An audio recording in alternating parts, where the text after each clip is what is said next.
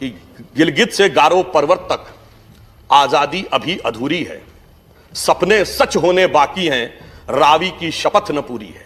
ये रावी की शपथ क्या थी? ये 26 जनवरी 1930 को लाहौर कांग्रेस अधिवेशन जो रावी के तट पर हुआ, जिसमें पूर्ण स्वराज्य का प्रस्ताव पारित हुआ था और उसकी अध्यक्षता पंडित नेहरू ने की थी। शपथ उनकी थी, अधूरी रह गई थी, अटल जी के हृदय में पीड़ा थी और मोदी जी ने वो शपथ पूरी करके दी। जय श्री राम दोस्तों, मैं प्रवक्ता हिंद स्वागत करता हूं अपने इस तड़कते भड़कते नए वीडियो में। विरोधी पक्ष वालों को शायद उचित लगे, पर उन्हें याद दिलाना बहुत जरूरी है। कश्मीर भारत का एकमात्र राज्य था जो सेकुलर नहीं था। क्यों?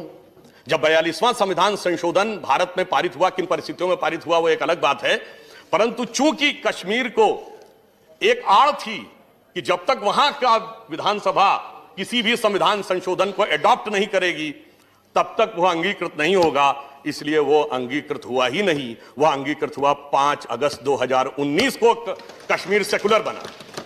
यानी बड़ी मजेदार बात है, जो राज्य संवैधानिक दृष्टि से सेकुलर नहीं था वही सेकुलरिज्म का प्रतीक था।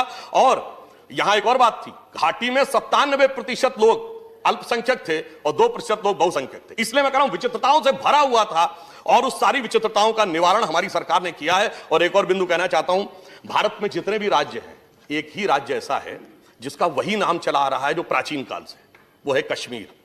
नीलमत पुराण में कश्मीर लिखा है और कल्याण की राजतरंगी में कश्मीर लिखा। बाकी सभी राज्यों के पुराने नाम कुछ और थे, आज कुछ और बदल गए। तो मतलब भारत की प्राचीन शाश्वत संस्कृति का भी प्रतीक था। और मैं एक और ईमानदारी से कहता हूं, हम ये भी कहते हैं कि कश्मीर तो सूफी परंपरा का भी अंग था।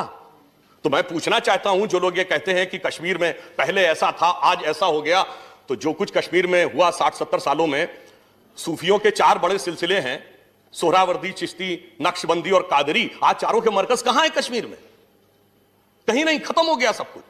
तो सब प्रकार की संस्कृति खत्म हुई थी और हम सब प्रकार की संस्कृति को आगे स्थापित करने का प्रयास कर रहे हैं। और अभी देखिए कि उल्लेख उन्होंने किया था कि पंडित नेहरू जी ने एक संकल्प किया था, तो मुझे याद आता है अटल जी ने एक पंक्ति लिखी थी कि गिलगित से गारो पर्वत तक आजादी अभी अधूरी है, सपने सच होने बाकी हैं, रावी की शपथ न पूरी है।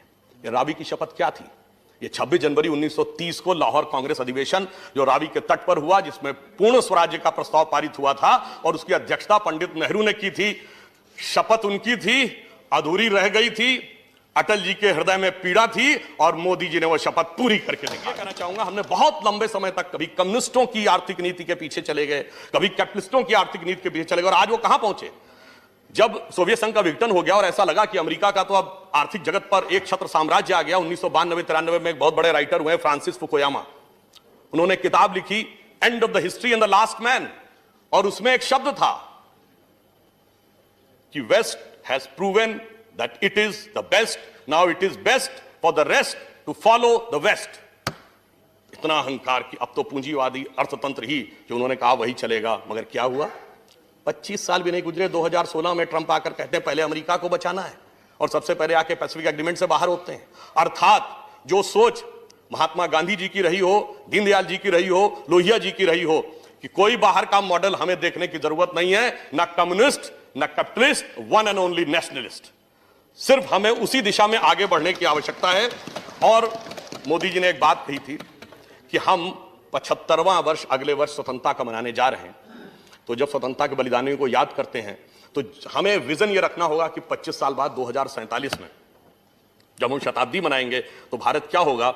इस संदर्भ में सभापति महोदय, मुझे एक ध्यान आता है कि आज से करीब 10 साल पहले की बात है, डिस्कवरी चैनल के ऊपर एक कार्यक्रम आता था, Michael Wood's story of India. उसमें भारत के आर्थिक विषयों के बारे में कहा गया और कहा गया यदि भारत कुछ आर्थिक विषयों को सुधार ले तो जानते उसने क्या कहा था? उन्होंने यह अनुमान लगाया कि शताब्दी का मध्य आते आते यानी 2047 आते आते हम चीन से अधिक बड़ी अर्थव्यवस्था हो सकते हैं और हम अमेरिका से भी बेहतर हो सकते हैं। तो उसने शब्द जानते क्या प्रयोग किया? That if India goes in a right direction by the mid of this century, India can be the biggest and the richest nation on earth. इतना नहीं, the place at which it remain from most of the time in the history.